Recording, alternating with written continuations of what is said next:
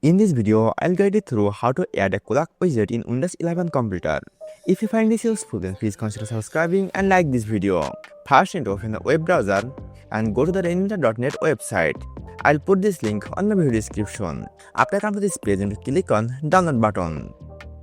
Then the Rainmeter software will download on your computer. Once the download process is complete, then you need to double click on it and install it on your computer.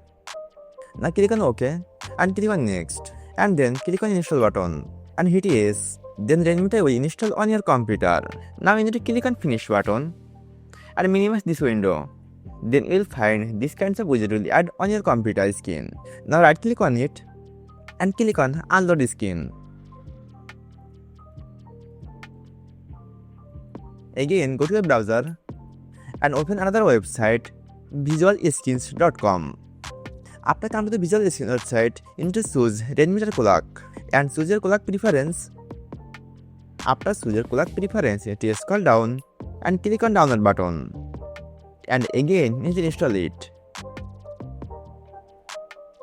Once the installation process is complete, then close this window. And then click on this arrow icon and double click on Rainmeter.